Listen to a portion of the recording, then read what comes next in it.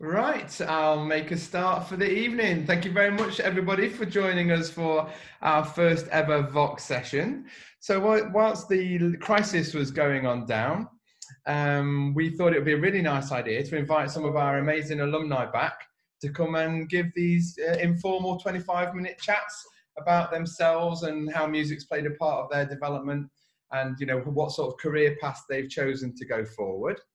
The general rules of the evening are that we don't interrupt the speaker, so please try not to unmute and ask him with questions. If you would like to ask a question to either of the speakers, then if you put it in the chat box, Stu's managing the chat box and he'll filter any of the good ones through and he'll send them at the end of the session and we'll see if we can get people some answers. If we don't manage to get through everything in time today, then what we'll do is we'll get the questions together and we'll send them through to the speakers to see if we can get some answers from them later on. So hopefully you guys can all see me. And hello, Christine. Nice to see you all. Hi. If you guys can just drop yourselves on mute, that'd be lovely. And then we'll make a start. So it's my very great pleasure to welcome the very first Vox speaker, first ever Vox speaker, and that's going to be one of our alumni by the name of Mr. Dan Miller. Dan Miller comes from this neck of the woods, and in 2016, he won the UK's Entrepreneur of the Year award, and is currently the founder and CEO of one of the biggest student apprenticeship companies in the country, called Young Professionals UK. So, good evening, Daniel. Hello, Daniel. Oh, sorry, I was on mute there. Good to see you. Thanks for having me. That's really nice, Dan. It's been great that you can be here as well, mate. And what I thought would be really nice for our mums and dads, our families, is just to hear a little bit about you, maybe your education, the sort of pathway you've taken, the jobs and some of the highlights over the past couple of years. Is that okay if you can take us through some of that? Yeah, that's all right. So I started Hot House. I think I was in year 9 at the time. Was with Hot House for about 4 or 5 years. I'm from Derby originally, so that's kind of where I'm from. And I went to Trent College, so school in Long Eaton. Did all my studies there, and then after that, I kind of moved into the world of work. So I've been playing the keyboard. That was kind of what I was doing at Hot House at the time. Really enjoyed it, and I still play to this day. And yeah, I guess my career since leaving Trent actually began at school. I set up my business whilst in school to try and help young people get into different opportunities, whether they're looking for apprenticeships or work experience things. Unfortunately, one of our biggest founders or kind of like sponsors at the time was Rolls-Royce. So it's really great to have a big Derby brand kind of like behind the business.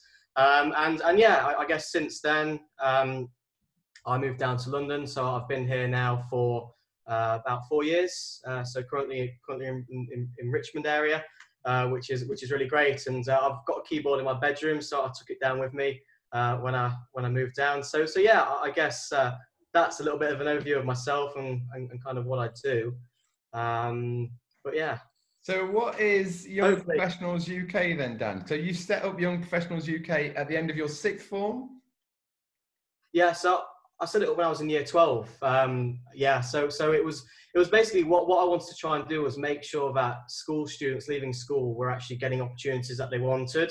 So rather than just going down the university route, they're actually being shown a variety of different alternative pathways. So doing degree apprenticeships and things. And today, we're working with some of the biggest brands on the planet. So we represent the likes of Lloyds Bank and IBM, EY, so loads of huge mega brands. And what we kind of do is that we partner schools and students up with these major employers who are looking to hire 18-year-olds or 16-year-olds coming out of school and college. So we're working with about 2,500 schools now nationally. So we're up in Northern Ireland, Scotland, all the way down to Southampton. So it's a really good little business we've got, but crucially, we're changing a lot of young people's lives. It was about 4,000 opportunities out last year to school leavers, whether it was for work experience or apprenticeships. So we are doing a lot in that kind of space, I guess. Yeah. We were chatting over at the Nottingham Business Awards last year, and you were reminding me about how it all got started. You know, you were in year 12, and then suddenly you went over to Rolls-Royce and you gave them a pitch, didn't you? Yeah, how did that all work?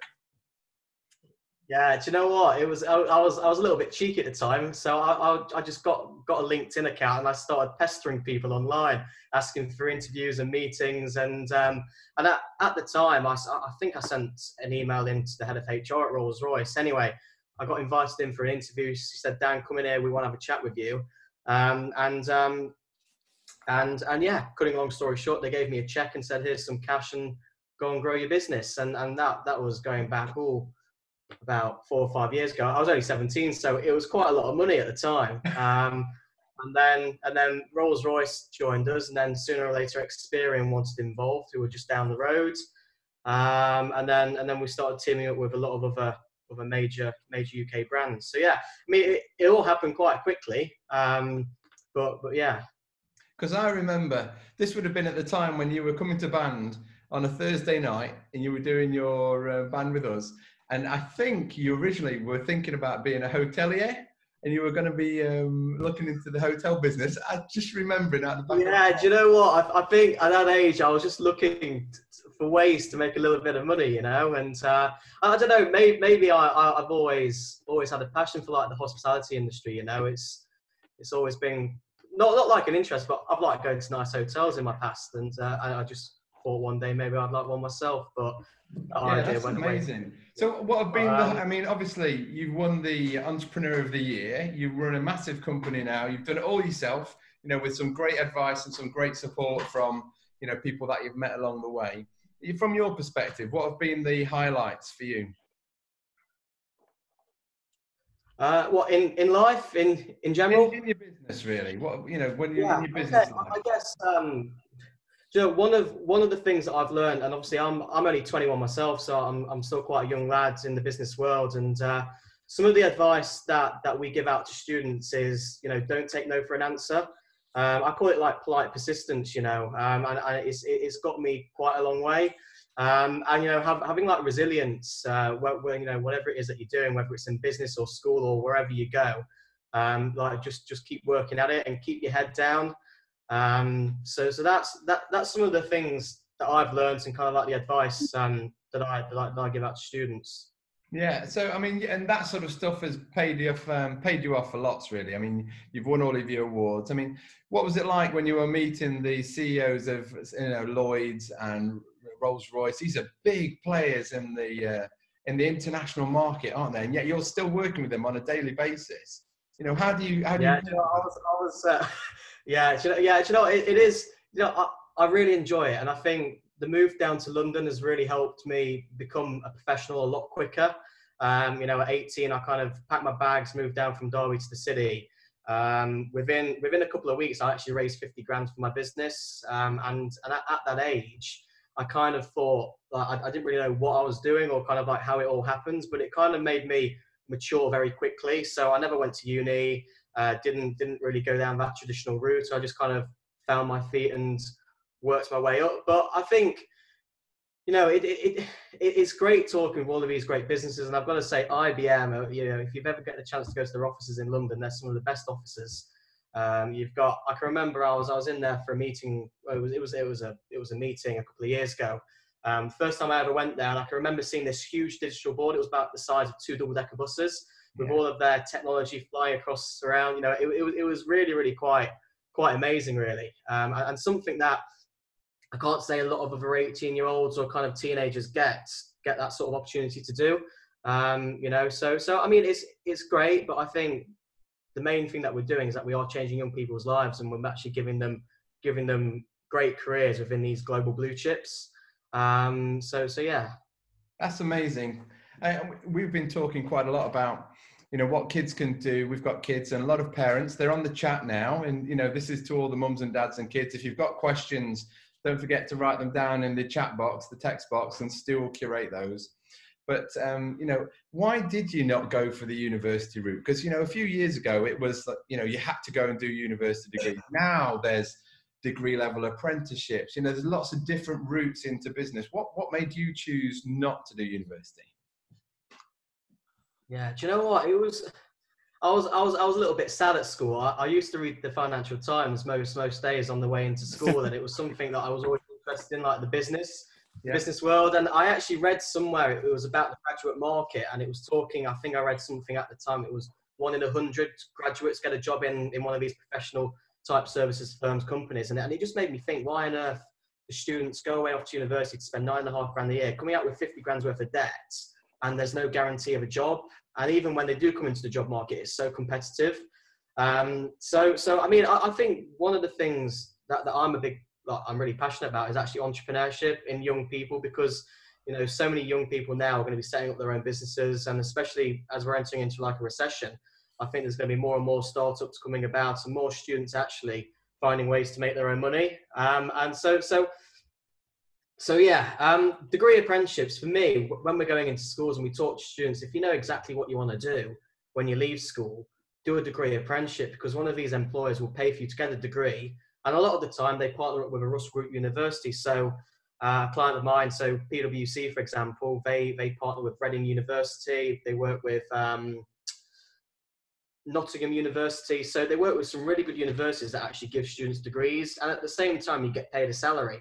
And a lot of the time it's 20 grand starting salary, which is pretty much a graduate salary, probably a little bit less at the moment. But, an 18-year-old coming out of school, 20 grand starting salary, within 4 or 5 years, they're on about 40, 45 grand.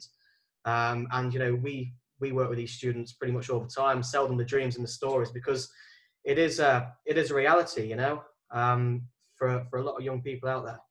Yeah, that's good, man. And, I think because, we're a little bit the same with this entrepreneurship, that's in every single musician. They really like the idea of, setting themselves up in a band, marketing themselves, getting themselves on record labels, putting themselves on streaming things. We must have faced similar sort of challenges. And those challenges they give you life lessons, into what drives you and controls you. We've got a really nice question from Andrew about Andrew Deaton, who's one of our good mentors and friends. And in fact, his son, Tom, is going to be coming along to be an apprentice next year with us on an apprenticeship program. His 3 top tips for starting your own business. Can you remember what it was like when you went down there? We've got number 1, as in don't take no for an answer. And that, that's, we feel the same thing as well. What would be the other things? Because moving to London's a big deal, isn't it? It's like moving away from your home, going to university. What other things would you think? Yeah, do you know what? One of the things is that I used to do, which I now don't do, is don't try to do everything yourself. Because you can't possibly do absolutely everything. You can't do marketing, you can't do business development. So for me, I'm really good at marketing the brand, but I'm not actually very good at selling, believe it or not. but I like to think the brand sells itself. So surround yourself with the right people who can help you take you to the next level. So I've valued some really great mentors, and even the clients we work with, because they're in such a global kind of space. I'm walking into some of my clients' offices and I'm bumping into, directors, VPs and things, and I'm constantly learning. And I think one of the things that I always try and do is learn a piece of information, like learn a new piece of information every day. Learning, it could be to do with anything really. But yeah, top tips: surround yourself with the right people. Don't take no for an answer, and learn as much as you can. Yeah, Those things that's kind of what I've learned. They work in every part of business, whether it's education or business or you're at university. Not saying no is a really important thing. When somebody gives you that bit of advice, you're like, is that right? To challenge it, to go and be resilient and be brave. I think those things are absolutely super important from our point of view. And also, the thing is, you don't know what you don't know, and there's a really funny story. In fact, that the first invoice I actually sent with the business was actually to PwC, and as a 17-year-old myself, I haven't got a clue how to do a CV. No, not a CV, an invoice. I haven't got a clue how to write an invoice. And the first thing that I sent to PwC when they said, yeah, we'll do a little contract with you, I literally sent them an email saying, please pay me into this bank account. And I didn't realise there was things called invoices, and an email was going back about 3 or 4 times with the accounts team, and eventually I got the invoice right. But one of the learning lessons that I look back and think, do you know what? I learned how to write an invoice from the biggest accounting firm in the world. And you know, when you put those sort of little tiny things into perspective, I think it's really great, and like utilizing your own connections and just learning off them really. Yeah. Yeah, just a business story there, but No, it's very cool though, isn't it? Because a lot of the kids perhaps don't get this real world experience in schools now. And a lot of your life experiences and the life experiences of our kids who come to band, they're learning these things when they go on tour, when they go to different band rehearsals, they're meeting different people. You know, you're reading the Financial Times. You know, the school is very specific about what it does with its time and its curriculum. And it's all that other stuff that makes it, you know, come to life and be real. So Eleanor's just asked a quick question about, you know, how did you juggle the time with doing a bit of music and also setting up your business and then the school? How prescriptive or restrictive was the school when you were young? yeah, I think it's probably with most schools, you know, the priority of being in school is to focus on exams, and you know, my school didn't really have an issue. You know, I think going to an independent school, I think it taught me a lot around, you know, building my own confidence and being able to do a lot of things that I might not necessarily have had the opportunity to do. So you know, the school obviously were conscious about me getting good grades and things, but in the back of my mind, I was already quite happy, settled on getting 3 C's, you know, at A levels, knowing that I passed them, but having a business at the same time and knowing that I could get into a university somewhere if that's what I wanted to do. So I ended up coming out with 2 C's and a B. So, you know, I was happy with that, you know, and I had a business on the side that was making a little bit of money. And all of the things that I learned whilst I was in school through running my business, you know, I actually probably learned a lot more in that year than I probably ever have done. You know, in terms of how to networking, you know, I remember I used to take half days off school during game, because we always had a games fixtures every afternoon. It was on like a Wednesday or a Thursday, Wednesday afternoon. and I always used to cancel those afternoons off. And I used to go into town, so I used to nip into Nottingham, I used to nip into Birmingham, go and try and set up meetings and network and meet people. And I think that was where a lot of my fundamentals of business learning came from. You know, but juggle school studies, yeah, you know, I managed them fine. You know, I wasn't a very academic person myself, never really was, but you know, I passed, and it's got me somewhere. And band practice, you know, it was another thing on the agenda to do each week. So my dad drove me to our house every evening. I've got on with it, and yeah. And you know, from our point of view, doing lots of different things is very healthy, rather than doing, you know, just one thing, just school, or just, you know, band, or just sports. You know, we quite like our kids to have a balanced diet and do lots of different things, so that they, you know, have got lots of opportunities open to them. I've got some really fun memories of when you were in band, and I was chatting with Stu before you came in, and his favourite one, because we loved your mum and dad, they're absolutely awesome, but they never really curbed your aftershave control. So we used to smell you coming down the drive before we actually saw you coming into the band room.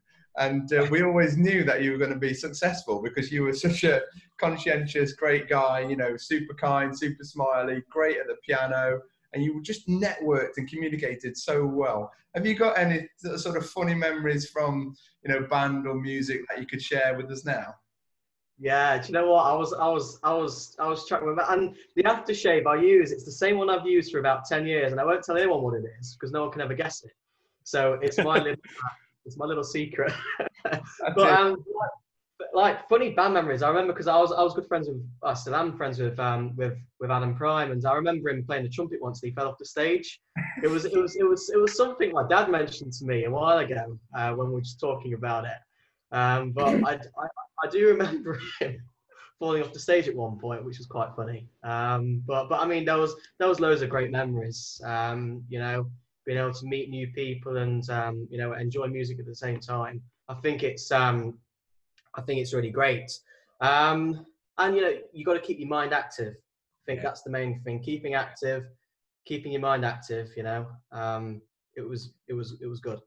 Very cool, mate. So, I mean, it's just the last little bit now then, because we're coming towards the end. Have you got any big plans for this year or anything that's coming around work-wise, which might be interesting for the guys to know?